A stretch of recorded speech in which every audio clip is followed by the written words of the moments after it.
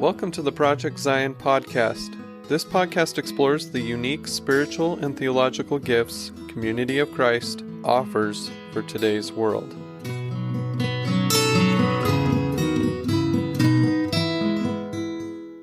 Welcome. This is Cuppa Joe, where we explore restoration history, and I'm your host, Karin Peter. Today's episode is a collaboration with Community of Christ Historic Sites as we interview the presenters from the 2021 Historic Sites Fall Lecture Series. All of these lectures can be found at the historicsitesfoundation.org website. Now, our guests today are Eva Erickson and Kerstin. Now I need to ask pronunciation. Do I pronounce the J, Kerstin? Jeske. Jeske. All right. Thank you. And Kerstin, Jeske. They are the lecturers, the partnering lecturers for the Historic Sites lecture, The Church Behind the Iron Curtain.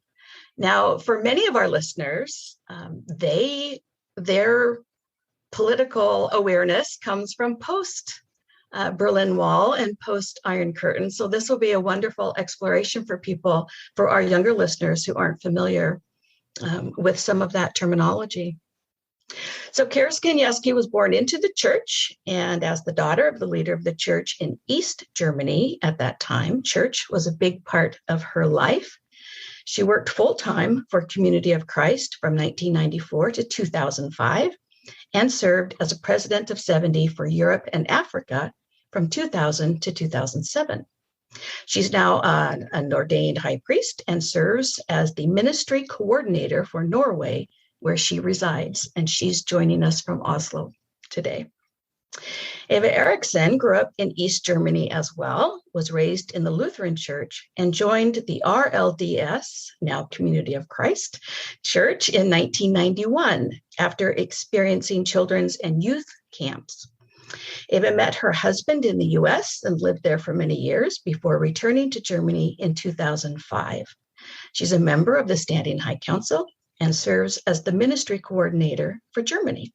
So welcome to both of you, and thank you for joining us here at Project Zion podcast.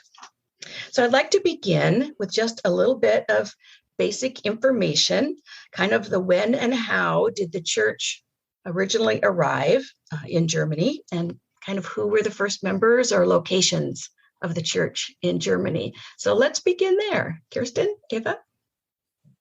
Great, I'll take that one. I did a little bit of research, and I mostly based my information on a seminary paper that Michael Menzel wrote. It was his final project when he did seminary. It's called How It All Started, and that pretty much tells the story of the beginning of the church in Germany, as well as a history, church history in Germany by Gerhard Schöpke. So the way that they're telling it is that there were some early attempts in 1841 for missionary work in Germany, when Orson Hyde was on a mission to Palestine and stopped over in Germany. It wasn't very fruitful, so there was nothing happening then. Then the RLDS Church again tried to send missionaries in 1872, but again, not much success there. And then there was a renewed effort in 1904 when a Klaus Jönk was appointed missionary to Germany. Jönk was from Germany originally. He had immigrated to the US. He was fluent in German, obviously. And that was important because this is before Google Translate. It was, in fact, a problem for a while to recruit more help for him because it was hard to find priests that spoke German.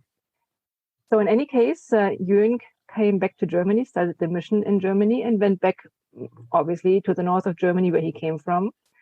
And so his first activities were in the Hamburg area. And he was joined by another missionary called John Becker. And so in Hamburg, they baptized 3 people, but these 3 people afterwards, there's not much mention of them, so I wouldn't call them any of the important members really in that time. But then Jönk moved on to Berlin, where he met a Alexander Cuppa. And Cuppa was apparently at that time a member of the LDS Church. But that was an accident, believe it or not. So I thought that was a funny story. Cuppa's brother lived in Australia at that time and had contact with the RLDS Church and told Alexander about it, and they went back and forth, and he was all excited about it. And so Alexander wanted to be baptized, in this RLDS church as well. But in Germany, there was no RLDS church at that time. So he got all mixed up and accidentally joined the Utah church. I thought that was a funny story. But anyway, because of the brother in Australia, the name of Alexander Cuppa was given to Jürgen in his missionary work. I guess he went back to church headquarters and asked for names and references and who to possibly meet. And so in 1906, incidentally, on April 6th, the day of the birthday of the church, Jürgen baptized Alexander Cuppa, and his wife and the mother-in-law in Berlin. And Cuppa turned out to be a pretty important person for the church. I would say he's the first really important member. He did some missionary work, and he also translated the Book of Mormon into German. First translation for our church. Yeah. Then Jürgen, so the missionary, moved on to about 2 hours south of Berlin to the town of Alt-Dauerman, where he was to meet Smolny, Johann Smolny. And Smolny is a really important name that you will hear anytime you talk to older members. So Smolny and his wife lived in Alt-Dauerman, and they were Lutheran at that time, or initially, but they weren't really satisfied with the Lutheran church. And so they joined the Baptist church, but that didn't really make them happy either. They had questions, in particular questions about the Holy Spirit and the structure of the New Testament church. And he felt that the Baptist church couldn't satisfactorily answer their questions, and so his questions. And so, there's a little bit of a story there. I don't want to make it too long, but the short version of it is he had a friend close to where he lives, and that friend's daughter moved to Kansas City. And so in Kansas City, she also met the RLDS church. Whatever, apparently in the conversation, the friend and Smolny figured out that some of his questions might possibly be answered by this church, and they wrote back to the daughter to Kansas City and asked about it. And she responded that yes, there was a missionary coming to Germany. So this is how it happened that Jürgen came to Alt-Dauerman, met with Smolny, but they did not get along. They had fierce arguments. They just didn't like each other, apparently, and it didn't look so good. And Smolny thought, okay, this is not it after all. I'm just going to turn my back and go. And then how it happens sometimes, there is a memory of Gertrud Orban, the daughter of Johann Smolny. And in her memory, she says that Smolny had a dream before Jürgen turned his back and left again. Smolny had a dream, and in this dream, among other things, he was told that the person who would come as a messenger to him would be a shoemaker. And wouldn't you know it, next day he asked Jürgen what his profession was, and it was a shoemaker. So he was convinced this was the right person, this was the right church, this was the right answer. And he joined the church, or he was baptized in 1907. And yeah, those are the beginnings. The three main areas of activity of the church were then Hamburg, Berlin, and Alt-Dauerman. Alt-Dauerman, incidentally, is very close to Großrechen, where one of our big churches is right now. So that is all one area there. And Cuppa and Smolny, I would say, were the most important leaders in that time, besides the U.S. missionaries that came. And like I said, Smolny's daughter is called Gertrud Orban. And for those who have listened to our lecture the other day, Gertrud Orban married Alfred Orban, or Gertrud Smolny at the time married Alfred Orban, and Alfred Orban happened to be the main leader in the East German church. And so this is how we can make a good transition to our lecture, because our lecture, of course, only covered East Germany and only covered the years of 1961 through 1989. And so Alfred Orban was the most important person in that time. So I think that was a good transition now. I enjoy all of the small bits in that description of the church coming to Germany, whether it's the disagreements that people had or the dream. But my favorite is that it really depended on the young woman going to Kansas City.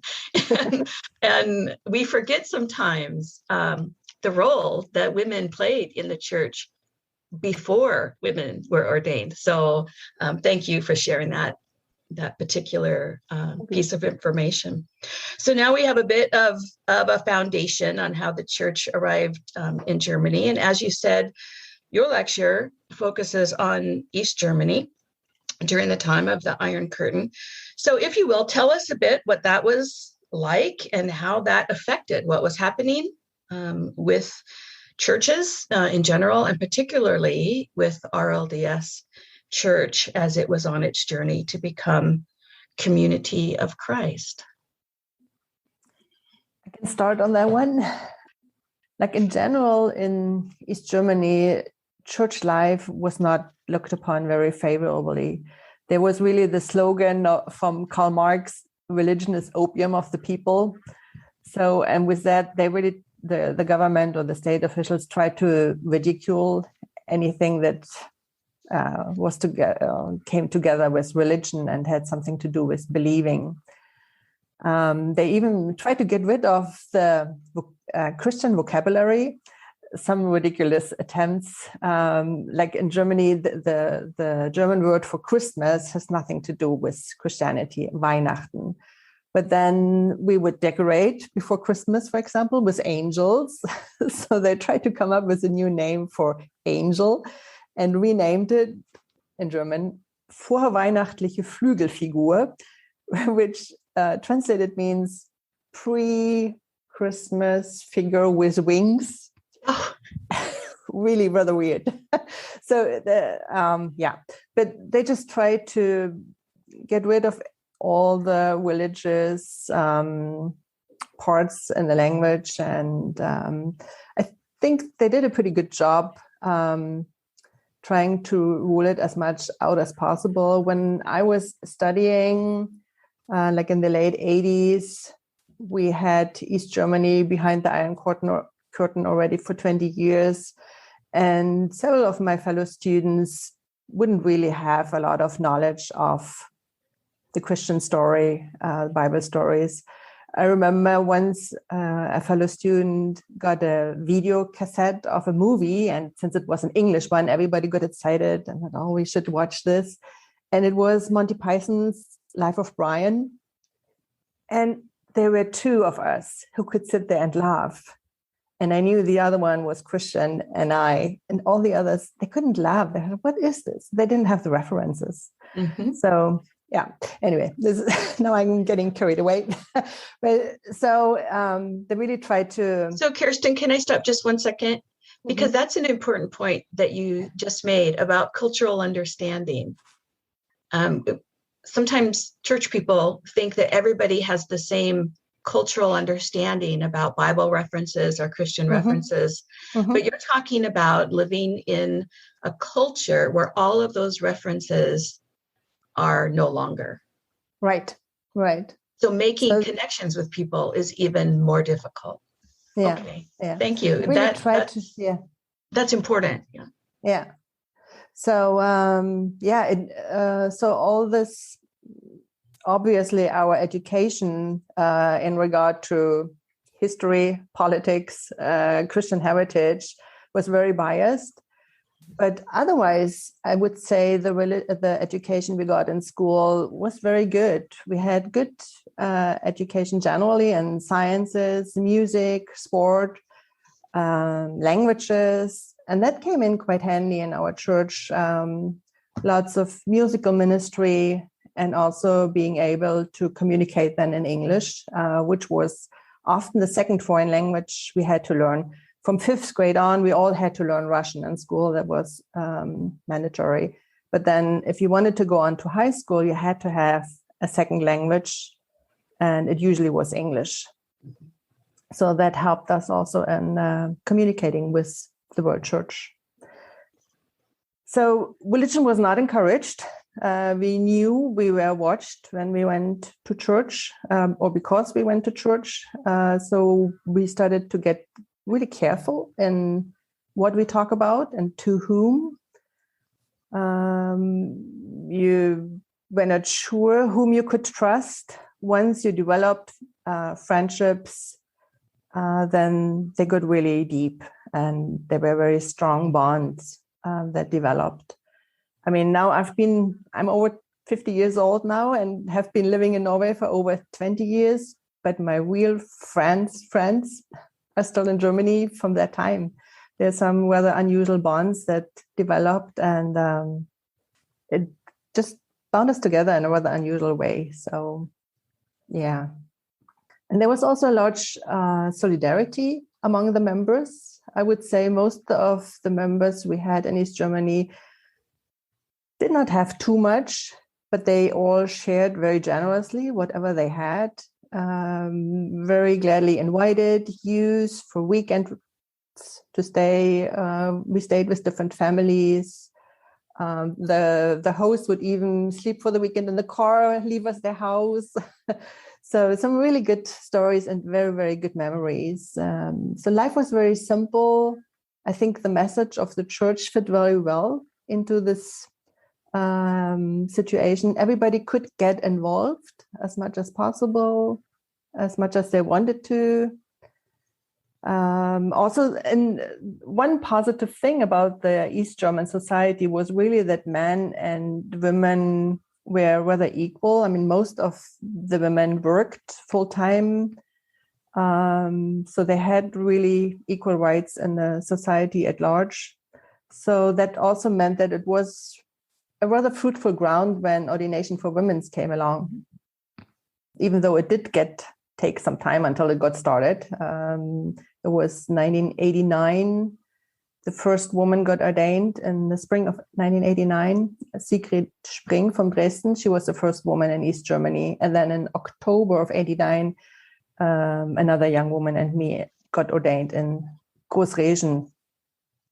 So Kerstin, can you tell us a little bit about kind of the role of women in the congregation prior to ordination? If the culture was such that men and women had a certain level of equality, how did that translate into congregational life before women were ordained? Well, we did have women's group, women's leaders. They would be involved in doing readings, praying publicly. Yeah, I mean, there wasn't an official role in the priesthood, but also getting the children together and the women together. Yeah.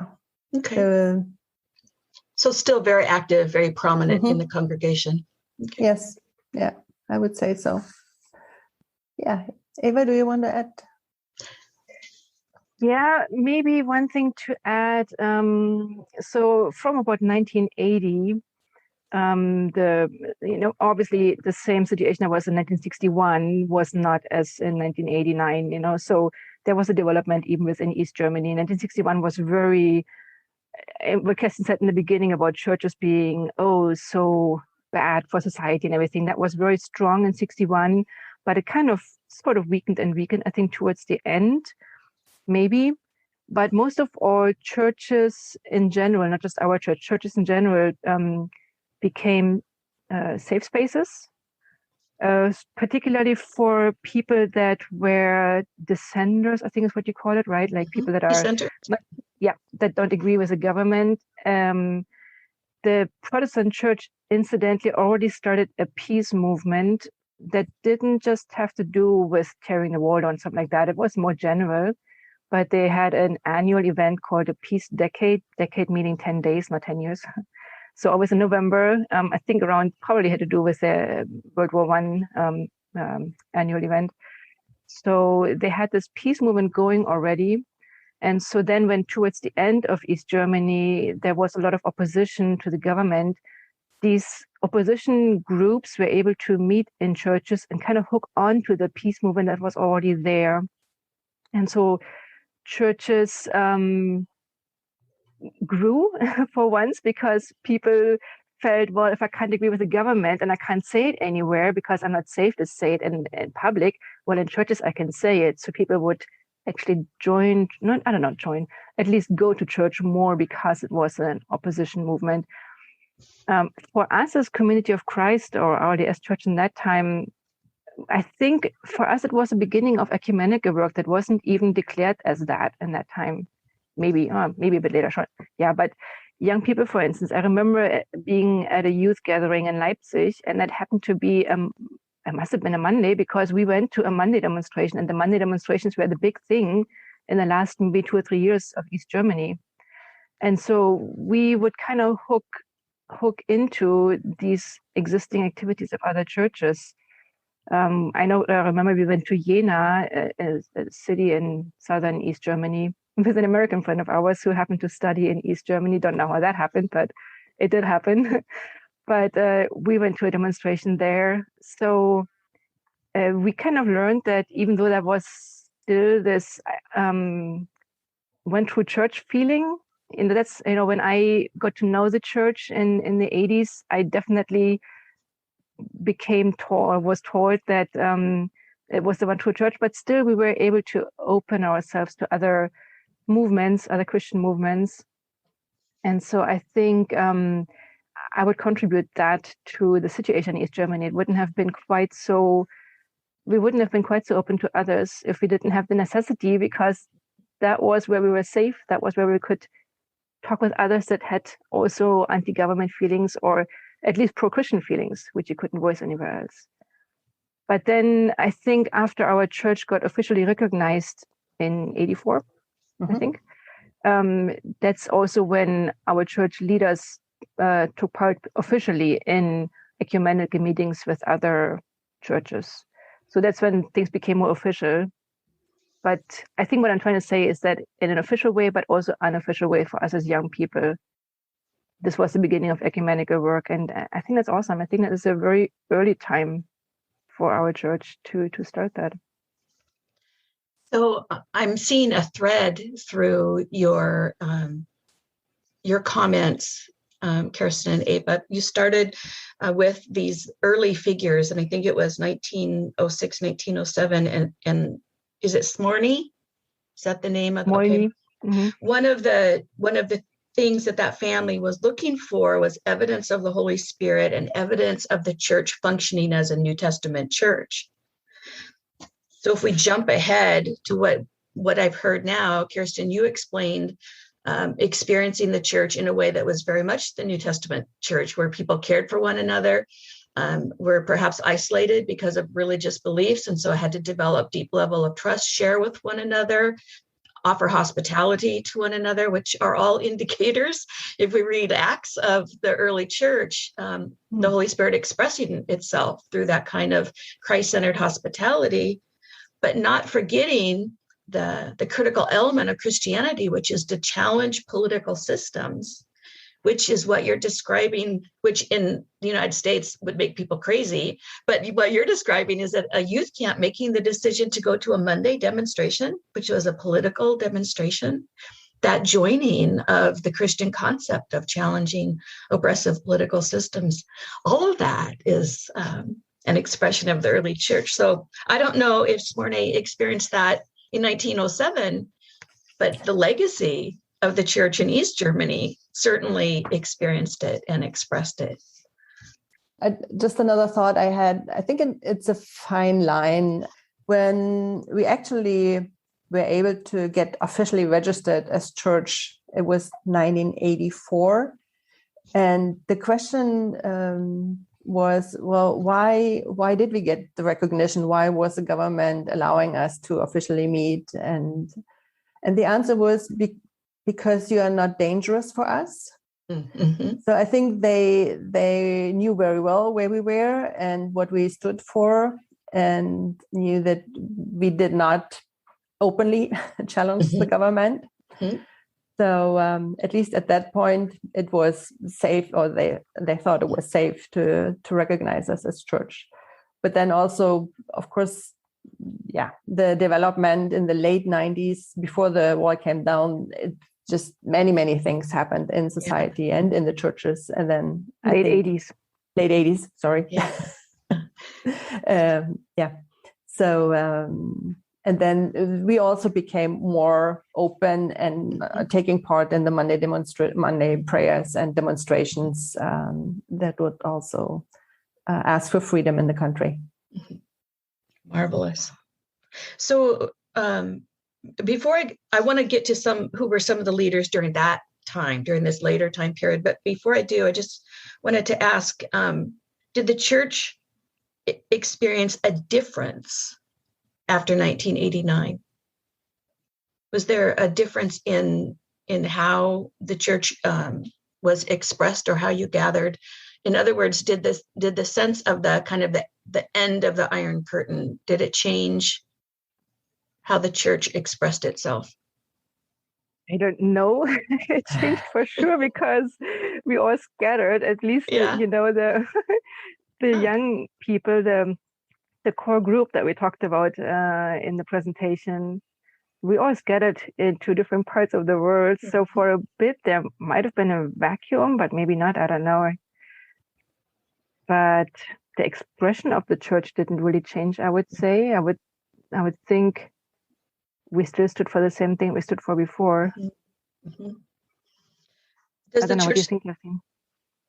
Is there still an ecumenical aspect to the church in Germany? Sure. Yeah. Sure. Different congregations do different things, and we are not officially part of what you would call the NCC, I think, in the US. So the German equivalent, simply because we don't have the manpower for anybody to go there right now. But on a local level, we have collaborated with other churches, and actually on the national level, we had a few workshops and meetings with the Protestant church, for instance. And so I think that is definitely still going on. One thing that happened right after the wall came down was that people were allowed to travel. Before, we were not allowed to travel outside of East Germany, or we could travel to the east, but not to the west. So people used their summer vacation for family gatherings, family camps, youth camps, children camps. And once they could travel, then they used their vacation to travel to other places. And it was more difficult to gather the people. That was one thing that changed right in the very beginning. But it was also good for us to experience really that we are part of a bigger church, that we could take part in church gatherings in the Netherlands, in the British Isles, or even the US. Yeah. So it had ups and downs. I agree. So who were some of the church leaders during this transition time, the later part, let's say from the late 70s to 80s? It was my father, Manfred Jeske. He was the leader of the church in East Germany at that time. He was 70, and he had two counselors, Joachim Schöne from Dresden in the south, and Siegfried Villinger from the north. And especially Joachim Schöne had lots of talents and was really a driving force behind both getting the church organized, also organizing youth camps, family camps, and other activities. And we want to make sure here at Project Zion that we mention people's names and thank them for the efforts that they've made to continue the church in different places.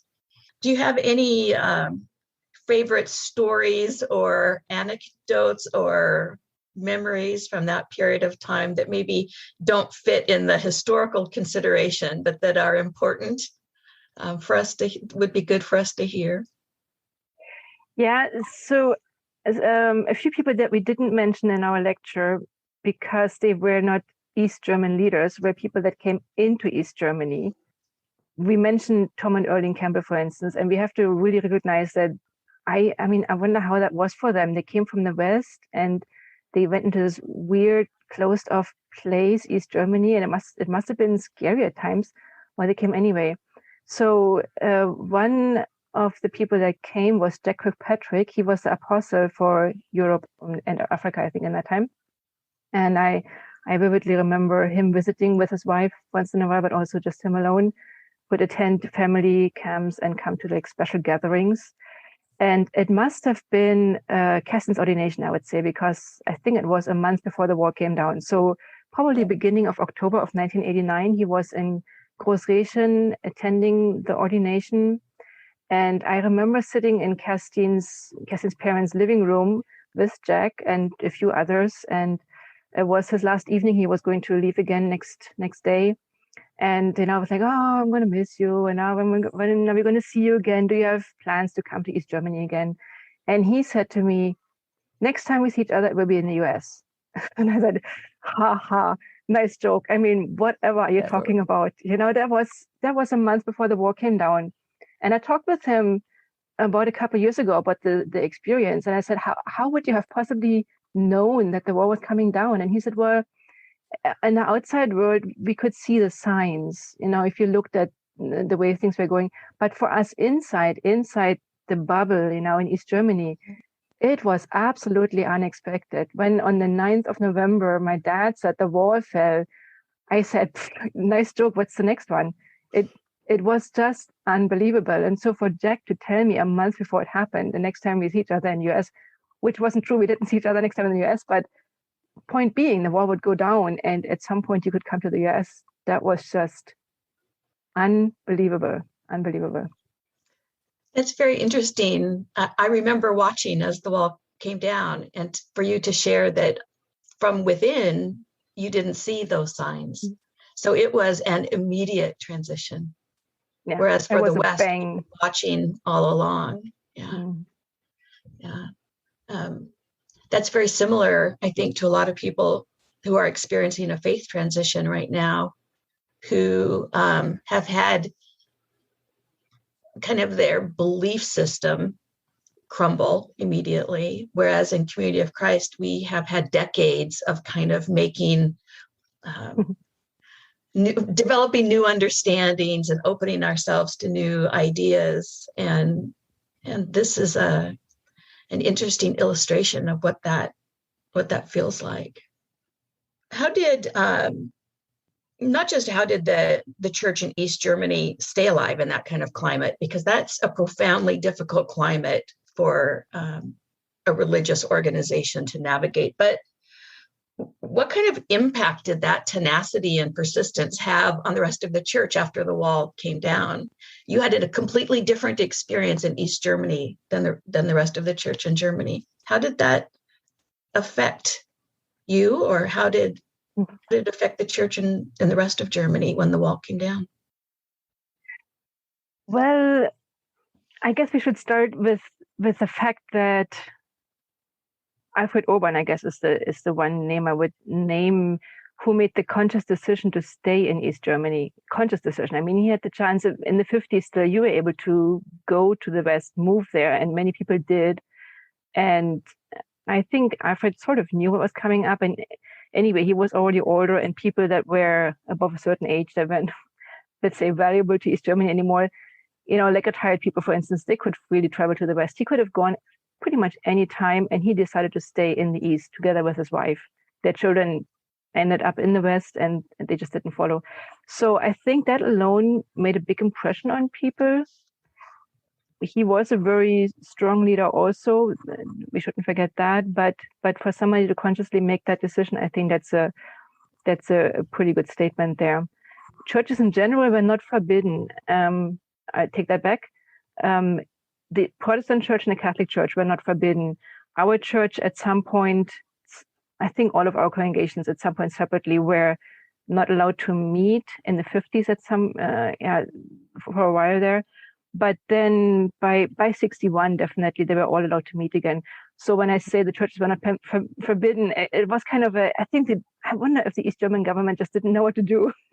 They didn't know forbid or not forbid, So the big churches, they never did forbid, but ours at times, our congregations couldn't meet. But anyway, so by the 60s, they were allowed to meet, but it was more, I don't know, it wasn't secret at all, but it was just unwanted. Mm-hmm. But, I think you hear so many stories where in a harsh environment, faith grows. And I think that's true for East Germany also. I mean, it was a harsh environment in a sense of being observed and the Stasi wanting to know everything about your life.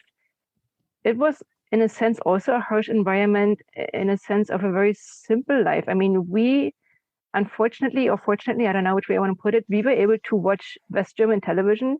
We could see what's in the stores there. We could see the advertisement for whatever there is. And then we went to our own stores and we had maybe 2 kinds of cheese and I don't know, we all wear the same clothes. It wasn't we had enough. We did not starve, but it was by far no luxury. It was by far no colorful, what we could see on TV, and we couldn't have it. And that also, I think you can describe as a harsh environment. It's unfair. It's an unfair system, you think, and I think under those circumstances, that's when faith grows. That's when people move together closer. That's when the community grows together closer. And so I think that is something that for sure stayed in the church in East Germany, even after the wall came down. Kerstin, did you want to add anything to that? Yeah, I just agree. And actually, it reminds me of a saying of a young man who joined our youth camps just shortly before the wall came down. He started attending, and he called himself an atheist. And he had the saying, "Es geschieht nichts Gutes, außer man tut es." So there's nothing good happening unless you do it. And he got really very much involved. And I think you just had to, you couldn't wait for anybody to do things for yourself. You just had to get going yourself. And he is now the chairman of today's church association in Germany. And so you just, if we wanted to get things done, we had to do them ourselves. And that's something we learned early on. And I think really we were given a lot of freedom, and the leaders trusted us and mentored us and allowed us to do things. We prepared worship services, and we had youth camps, which we organized on our own, and really learned a lot in doing things. And yeah. So I think we should clarify that the us that Kerstin talks about is the young people. So this is people that are not ordained, people that were barely 18, 19 maybe, just really a group of young people. And I think that is when we look back now, what we find so amazing is that we did things by ourselves because we wanted to. Nobody took us by our hands. It was we wanted to. And in that wanting to, I think leaders recognized there is something going there, and let us do things, gave us freedom, allowed us to do things. And I think that's just, amazing. Absolutely. So what are some of the maybe key learnings or major impacts that you feel that the church in Germany has brought to the global church? Do you see any trends or ideas that you can connect to your experience in the church in East Germany?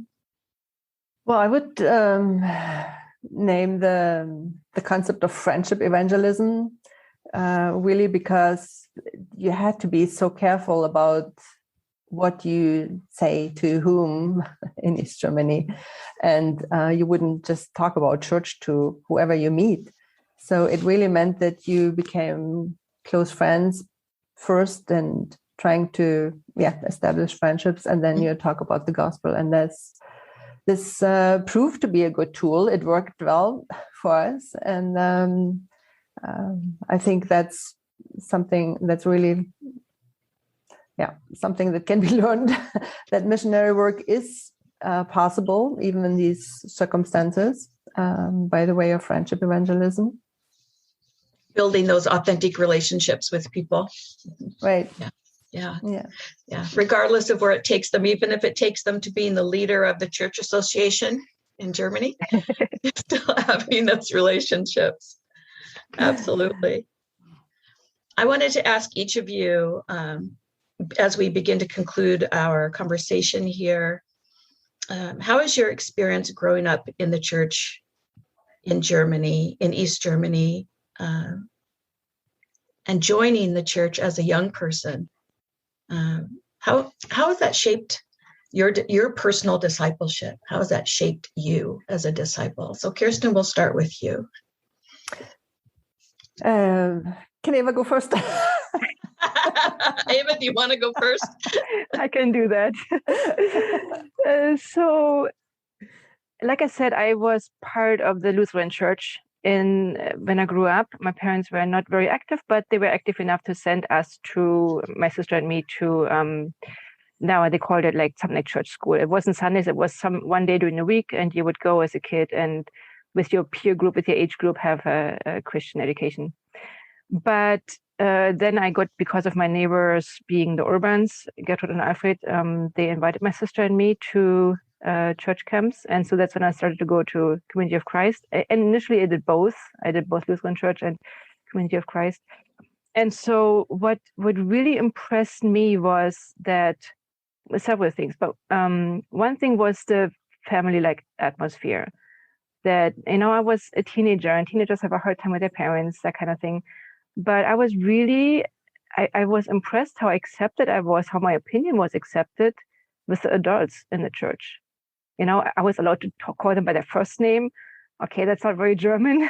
You are very formal sometimes. So that was a cool thing. But also, I like in Kerstin's home, I felt like I was one of their daughters sometimes, and in the homes of other friends that I went to, I was just accepted for who I was. The other thing was how I was able to be involved. In a Lutheran church, I was a spectator, I would say. You sit in the pew and somebody up there does something, apart maybe from the Christmas play or some special activities, but on an every Sunday level, you're just observing. Whereas in Community of Christ, from the beginning on, I was asked to do things, and not just me, everybody. I was just part of it before I was a member, and way before I was a member. If it was reading something, if it was making music, if it was, we as a youth organized whole worship services that we offered to the church, and it was absolutely accepted. It wasn't like, you little kids or you young people, even though it was a fairly stiff society in that time still, I think, but that was just really impressive to me, the way that we were allowed to be part of it all. You were just part of church, you're not just observing, priesthood or not, that the discipleship of all people, that I think that is something that was really cool. Yeah, and the last thing, of course, the peace theme. I was into peace anyway because of the peace movement in the Lutheran church that I had started going to. And then to go to a children's camp, and you have one of the activities was to make a plaster seal of the church, and you painted it, and it had the word peace on it, and it had the symbolization of peace through the lamb and the lion, and the kid and the lion and the lamb, I guess, too. But that was just super impressive to me that a church would have that as their symbol. So out of that, I was definitely a different person as a kid. You're different, obviously, but also because of joining this church, it shaped me, it molded me, it helped me develop my discipleship and my leadership skills through these camps. It was just life-changing, I would say. Thank you, Eva. Kerstin, did that give you enough of a breather? Well, I just realized it was a dumb thing to let her go first because she said most of it. Sorry. So it's a lot of this is just true for me too. I really enjoyed growing up with an extended church family. Enjoyed having all ages around. We had old people, young people. That's something I realized when I went to Braceland. At first I thought, oh wow, so many young people in church. But then after a while, but where are the old people? And where are the children? So and just to recognize the worth of all persons, and that we were all really an important part of the church, and everybody had something to contribute. And I would just say the worth of all person was really lived out very early on in a very important way, and that has really been something that stayed with me and is still very important for me. Thank you. And everything else I can just sign what Eva said. So it is time for us to bring our conversation to a close. But before we do, I wanted to ask if you had any closing thoughts that you'd like to share with us before we end our conversation. Yeah, we talked about that yesterday a little bit. And I think what we would like to say as closing thoughts is that it is hard, of course, to describe life in East Germany. For people who haven't lived there, how could you realize what it was like? And so what we try to give is really just a small glimpse. There's so much more to it. But looking back, it's I agree, it does sound pretty scary. It wasn't for us. We lived in it. It was normal life. It was normal. We didn't realize it was scary. But now when I listen to myself telling these stories, I wonder, wow, how did we do this? But despite all that, it was a good life. We led a good life. We had really good church life. We had really strong friendships. We had really good spirituality in our church, even though we had that outside environment that was so non-churchy. And we were given a chance to develop leadership skills that are hard to find in other places, I think. Maybe because the church was so small, so everybody was needed. I don't know, but it was a good time despite everything. Thank you, Eva. And thanks to our listeners for joining us today. And a big thanks to that young woman who went to Kansas City in 1906 and 1907 and started something that we now have the benefit of these both Eva and Kerstin as leaders in Community of Christ. So continuing that tradition of women's leadership. So for our listeners, we encourage you to view the lecture that Eva and Kerstin gave. It's in the archives under the Church Without Boundaries Fall Lecture Series at historicsitesfoundation.org. You can go there to see it. Did you have photographs as well in your lecture? Oh, excellent. So another treat for our listeners. If you go and watch the lecture, you'll see the slides that were presented as well. So thank you to Eva and Kerstin for being with us today. This is Cuppa Joe, part of the Project Zion podcast. I'm Karin Peter. Thank you so much for listening.